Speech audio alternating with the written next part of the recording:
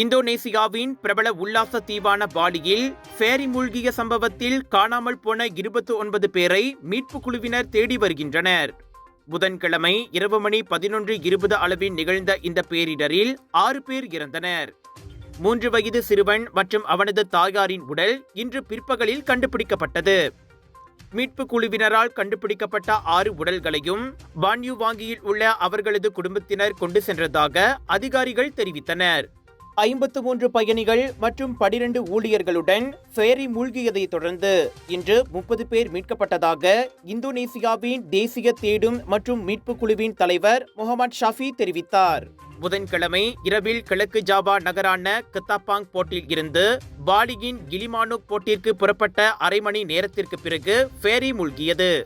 மீனவர்கள் மற்றும் கரையோர மக்களின் உதவியோடு ஹெலிகாப்டர் மற்றும் 15 படகுகள் மூலம் உயிர் தப்பியவர்களை தேடும் நடவடிக்கை மேற்கொள்ளப்பட்டது.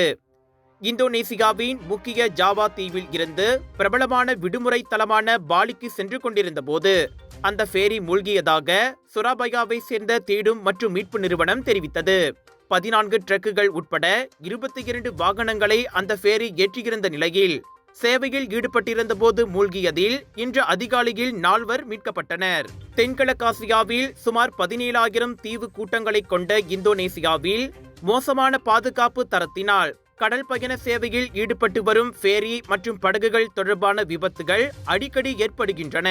உங்கள் சிறந்த ஆரோக்கியத்திற்கு அளவான எண்ணெயுடன் சிறந்த முறையில் தயாரிக்கப்பட்ட சைவம் அசைவத்திற்கும் பொருந்தும் சூப்பர் ஊறுகாய், பச்சை கொடி சிவப்பு மீன் சின்னம் கொண்ட ஸ்ரீ மீனாட்சி ஊறுகாய்.